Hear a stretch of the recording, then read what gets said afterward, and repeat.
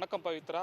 சட்டப்பேரவையில் இன்று கேள்வி நேரம் முடிந்த பிறகு வளர்ச்சி திட்டங்கள், அதேபோல விளையாட்டு மேம்பாட்டுத் துறைக்கான வளர்ச்சி திட்டங்கள், சிறப்பு முயற்சிகள் என்கின்ற விவாதம் என்பது நடைபெற இருக்கிறது. அதேபோல விளையாட்டு துறைக்கான முக்கிய அம்சமான சிறப்புகள் எல்லாமே இந்த சட்டப்பேரவையில் இந்த மானிய கோரிக்கையின் போது அறிவிப்புகள் வெளியாக இருக்கிறது.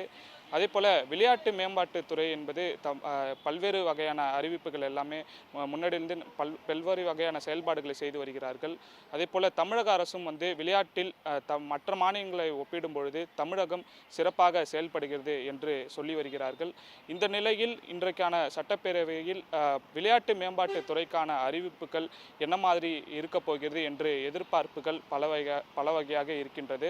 துணை முதல்வராக பொறுப்பேற்ற பிறகு சட்டமன்றத்தில் விளையாட்டு மேம்பாட்டு துறைக்காக உதயநிதி ஸ்டாலின் முக்கியமான அறிவிப்புகளை வெளியிட போக இருக்கிறார்.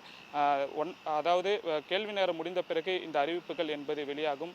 இதற்கு முன்பாக கடந்த சட்டப்பேரவையில் ஊரக வளர்ச்சி, நகராட்சி நிர்வாகம் குறித்த மானிய கோரிக்கை என்பது நடைபெற்றது. அதற்கு பல்வேறு வகையான அறிவிப்புகள் வந்திருந்தது. மக்கள் மத்தியிலும் அதிக வரவேற்பு கிடைத்திருக்கிறது. இன்றைக்கு விளையாட்டு மேம்பாட்டுத் துறையில் என்ன மாதிரியான அறிவிப்புகள் இருக்கப் போகிறது என்று மிகுந்த எதிர்பார்ப்புகள் இருக்கின்றது.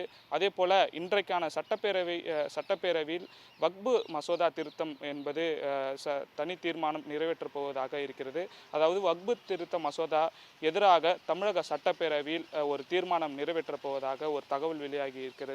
காரணம், இந்த சட்டம் என்பது இஸ்லாமியர்களுக்கு எதிராக இருக்கின்றது என்று நாடாளுமன்றத்திலேயே இந்த சட்டம் கொண்டு வரும்பொழுது தமிழக எம்பிக்கள் எல்லாமே குரல் எழுப்பியிருந்தார்கள். இந்த நிலையில இன்றைக்கு தமிழக சட்டப்பேரவையில் ஒரு தீர்மானம் என்பது நிறைவேற்றப் போகிறார்கள். ஏற்கனவே கேரளா, கர்நாடகம் போன்ற மாநிலங்களில் இந்த தீர்மானம் என்பது ஏற்றிருக்கிறாங்க. தனி தீர்மானம் என்று கொண்டு வந்திருக்கிறாங்க.